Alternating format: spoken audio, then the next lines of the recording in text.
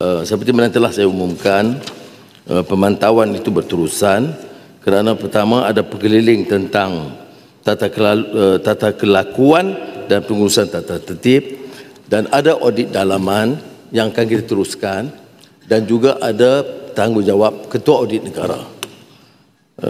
Jadi walaupun ini berlaku, saya setuju dengan Masjid Tanah bahawa harus ada pemantauan yang lebih teliti. Ini termasuk apa yang dibangkitkan baru-baru ini tentang surat sokongan. Memang saya telah nyatakan bahawa saya tidak setuju bentuk surat sokongan.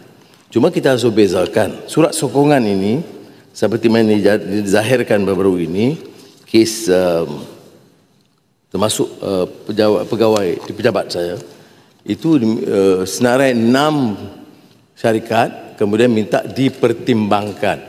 Jadi wajar diberi teguran, tapi akan harus dipecat kerana surat menyebut sila pertimbangkan, ya, bukan sure meluluskan. Kemudian dibangkitkan lagi seorang pegawai saya di Kementerian Kewangan yang menyebut surat itu dipanjangkan. Ada saya pergi mana-mana daerah, pergi mana-mana negeri, orang hantar surat pada saya sudah itu sila teliti. Tapi yang tidak boleh ialah menyokong atau meminta supaya syarikat itu diberikan kelulusan. Ini berbeza dengan surat, umpamanya saya bagi satu surat, ya, yang menyebut saya memohon Datuk Seri mempertimbang kelulusan ke atas perolehan secara rundingan terus.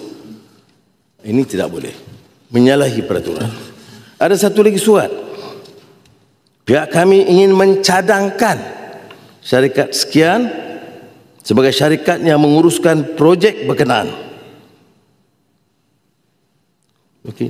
Bersama ini lampirkan syarikat untuk rujukan dan kelulusan. Yang kedua ini satu dari Kelantan, satu dari Terengganu. Jadi jangan kita harus konsisten lah. Surat menyatakan surat ini dipanjangkan. Itu riuh rendah, satu kesalahan besar. Surat menyatakan untuk kelulusan, tak ada satu suara. Ya, ya, saya baca sekali lagi.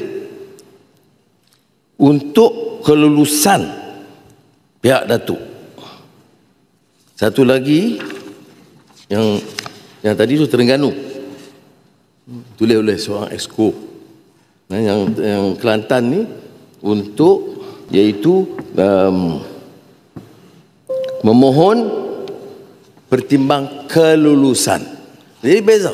Satu kata pertimbangan, satu kata dipanjangkan, satu pertimbangan, satu kelulusan. Yang keduanya di Terengganu pun kelulusan.